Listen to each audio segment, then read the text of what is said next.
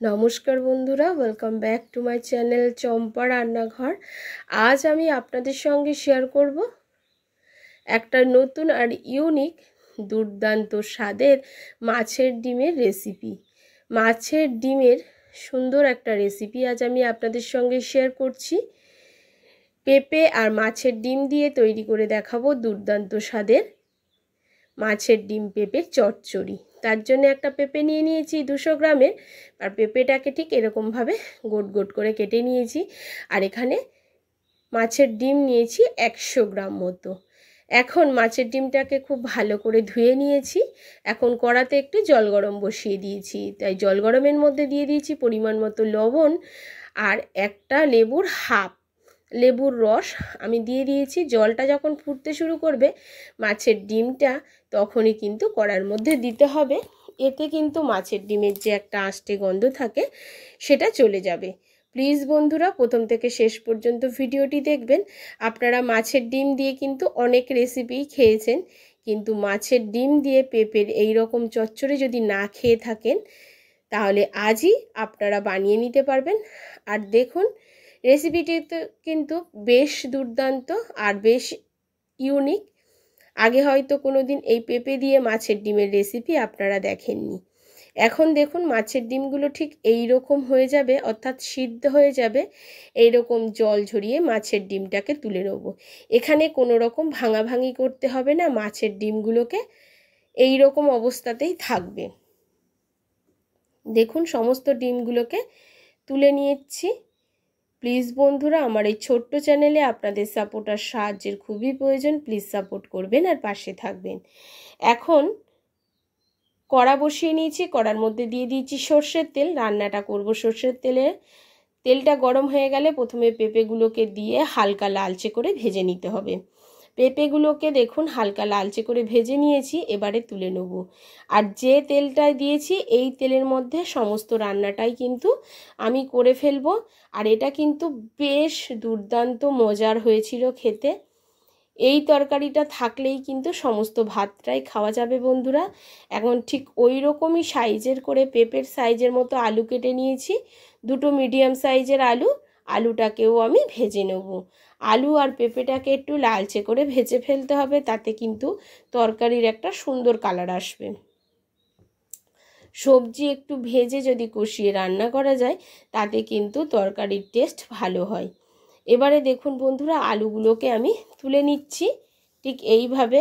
আর আলুগুলো আমার ভাজা হয়ে গেছে, পেঁপে আলু সব ভাজা আমার এখন রেডি হয়ে গেছে। এখন চলে যাব তরকারিটার মূল পর্যায়ে রান্না করার জন্যে। এই পর্যন্ত দেখেছেন অথচ একটাও লাইক করেননি। যদি ভিডিওটি ভালো লেগে থাকে অবশ্যই একটা লাইক করে দেবেন। আর দেখুন পেঁপে আর আলুটাকে ঠিক এইভাবে ভেজে নিয়েছি। এখন ফোড়নে দিয়ে দিচ্ছি গোটা জিরে, দারচিনি, লবঙ্গ আর এলাচ। দিয়ে দিচ্ছি একটা তেজপাতা আর দুটো শুকনো লঙ্কা। ফোড়নটাকে খুব ভালো করে নাড়াচাড়া করে ভেজে নিতে হবে। যখন ফোড়ন থেকে সুন্দর একটা গন্ধ বেরোবে তখন কিছুটা স্লাইস করে কেটে রাখা পেঁয়াজ এই তেলের মধ্যে দিয়ে দিতে হবে। একটু সরু সরু করেই আমি পেঁয়াজগুলোকে কেটে নিয়েছি বন্ধুরা। পেঁয়াজটাকে কিন্তু লালচে করে ভাজতে হবে, অবশ্যই পেঁয়াজগুলোকে একটু লালচে করে ভেজে নিতে হবে। আর দেখুন পেঁয়াজটাকে ঠিক এই রকম লালচে করে ভেজে নিয়ে আমার হয়ে গেছে। এখন এর মধ্যে আমি অ্যাড করে দেব কিছুটা টমেটো কুচি। এখানে একটা ছোট সাইজের টমেটো আমি ব্যবহার করেছি। টমেটো আর পেঁয়াজটাকে একটু নাড়াচাড়া করে নেওয়ার পরে এর মধ্যে দিয়ে দেব আদা আর রসুন বাটা। আদা আর রসুন বাটা এখানে 1.5 চামচ মতো ব্যবহার করলাম। দুটো একসাথে মিশিয়ে আমি বেটে নিয়েছি। এবারে খুব ভালো করে কষাতে হবে যাতে আদা রসুনের কাঁচা গন্ধটাও চলে যায় আর টমেটোগুলো একটু নরমও হয়ে যায়। সেই পর্যায় পর্যন্ত অপেক্ষা করতে হবে যতক্ষণ না তেল ছেড়ে দেয়। দেখুন এবারে দেখুন তেলটাও ছেড়ে দিয়েছে, বেশ সুন্দর ভাজা ভাজা হয়ে গেছে। কিছু গুঁড়ো মশলা অ্যাড করছি। দিয়ে দিচ্ছি 1 চামচ গোটা জিরে, 1 চামচ গোটা ধনিয়া, 1/2 চামচ লাল লঙ্কার গুঁড়ো, 1/2 চামচ কাশ্মীরি লঙ্কার গুঁড়ো আর 1/2 চামচ হলুদ গুঁড়ো। এবার সমস্ত মশলা দিয়ে খুব ভালো করে মিশিয়ে নিতে হবে। মেশানোর সময় এখানে একটু জল ব্যবহার করব যাতে মশলাটা তলায় ধরে পুড়ে লেগে না যায়। সেজন্য এর মধ্যে একটু জল দিয়ে মশলাটাকে খুব ভালো করে কষিয়ে নেব। তার আগে কিছুটা কাঁচা লঙ্কা দিয়ে দিলাম,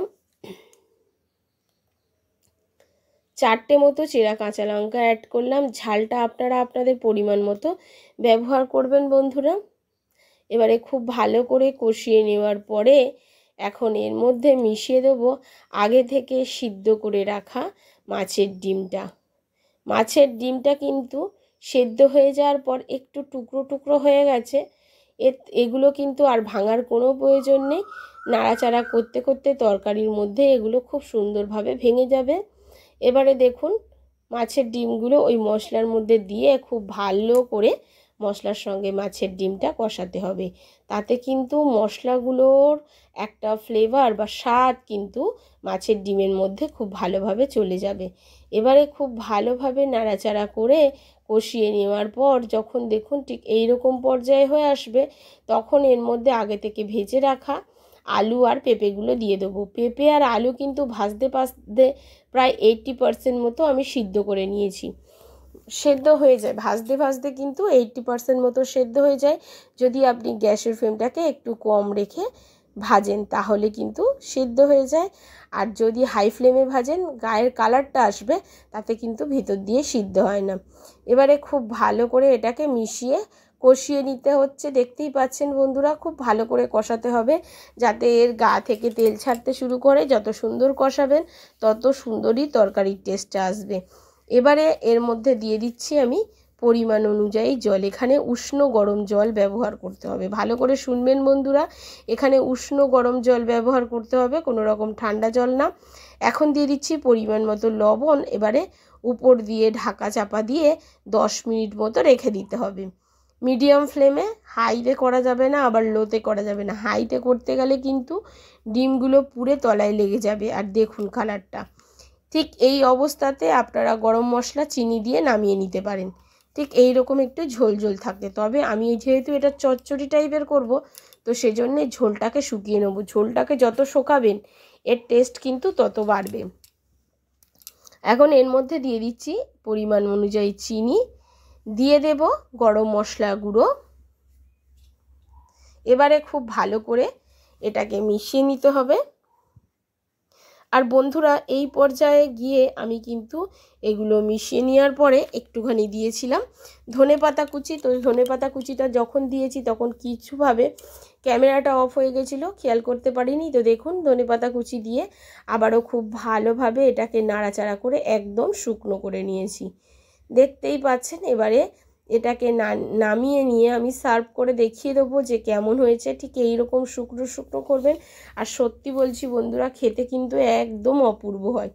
এবারে একটুখানি দেখতে সুন্দর হওয়ার জন্য ওপর থেকে কিছুটা আবারও ধনেপাতা কুচি অ্যাড করে দিলাম। তাহলে বন্ধুরা আমার আজকের এই মাছের ডিমের চচ্চড়ি আপনাদের কেমন লাগলো অবশ্যই কিন্তু কমেন্ট করে জানাবেন। তবে এখানে আমি পেঁপে দিয়ে করেছি রেসিপিটি। আর দেখুন কতটা সুন্দর কালার এসছে। আজ এই পর্যন্ত বন্ধুরা, আবারও দেখা হবে অন্য কোনো নতুন ভিডিওর সঙ্গে।